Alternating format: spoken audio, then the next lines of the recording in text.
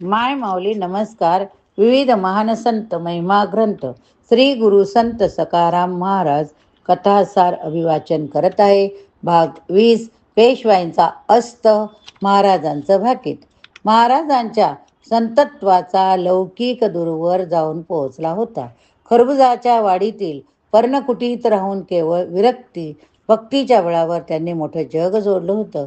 या जगाला एखादं कायमचं आश्रयस्थान असावं असे विचार मालेगावचे राजे बहादूर आनंदराव देशमुख यांच्या मनात घोळत होते. मुलांच्या सुटकेनंतर महाराजांच्या बद्दलच्या कृतज्ञतेतून काही भरीव कार्य करावं असं त्यांना सतत वाटत होतं. या विचारातून महाराजांच्या पर्णकुटीच्या परिसरात एखादं मंदिर बांधावं अशी कल्पना पुढे आली.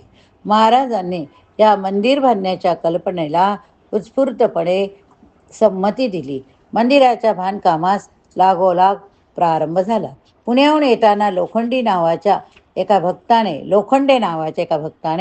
महाराजांना विठ्ठल पंचायतच्या मूर्त्या दिल्या होत्या. या मूर्तींची प्रतिष्ठापना या मंदिरात करायचे सर्वानुमते ठरले. मंदिराचं काम मार्गी लागलं. मालेगावचे राजे बहादूर आनंदराव देशमुख यांच्यासारख्या कर्तबगार महाराजांवर निष्ठा असलेल्या माणसांनी मंदिराच्या बांधकामासाठी स्वतःला झोंपून घेतलेलं असल्याने त्या कामासाठी मनुष्यबळ, आर्थिक बळ असं सर्व प्रकारचं पाठबळ सहजपणे मिळत होतं. महाराजांना उत्साह पाहून समाधान वाटलं.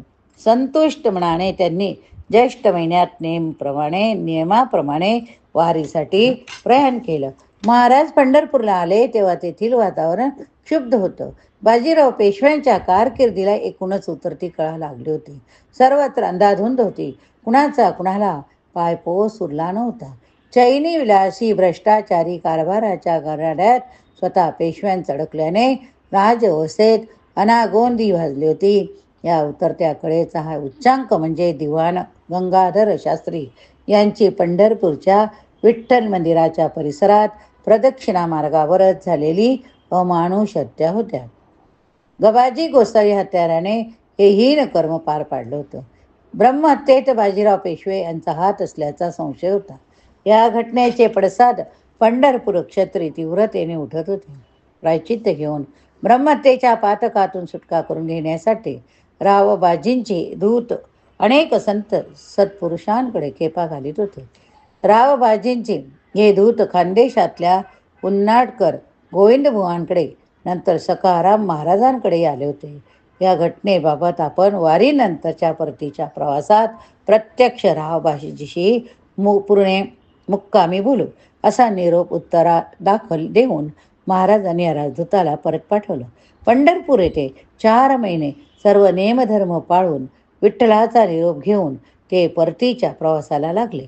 देऊ आळंदी करून नित्यनेमाप्रमाणे त्यांनी पुण्यातल्या तुळशीबागेत कीर्तने केले.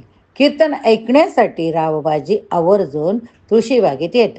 महाराजास वंदन करीत.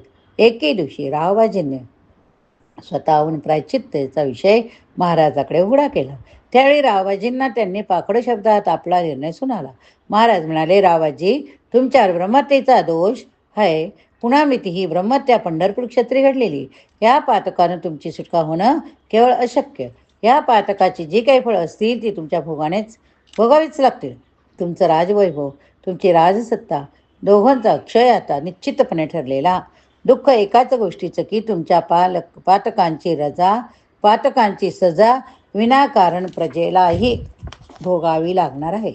मुलांच्या अपराधाचे दुष्परिणाम जसे त्याच्या मातापित्यांना भोगावे लागतात तसे तुमच्या दुर्वर्तनाचे भोग प्रजेला भोगावेच लागतील. आता एवढंच करा. यानंतरचा काळ निदान ईशभक्तीत घालवावा. संत संगती धरावा. सत्संग करा. अखंड अन्नदान करा आणि येईल त्या परिस्थितीत सुख मानून घ्या.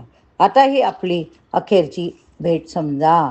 यापुढे पुण्यास योग येईल की नाही याचा मला भरोसा नाही.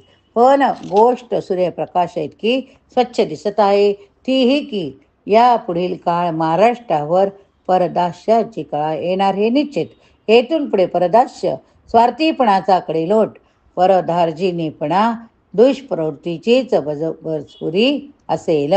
महाराजांनी मग राहुजींचा निरोप देऊन परतीचा मार्ग धरला.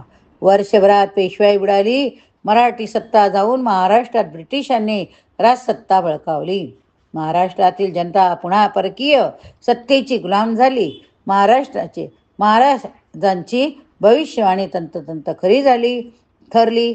ही घटना घडली. हे ते वर्ष होतं 1817 महिना कार्तिक. या ठिकाणी हा भाग संपवूया. हरये नमः. कुंडली गौरदा हरी विठ्ठल. ज्ञानेश्वर महाराज की जय.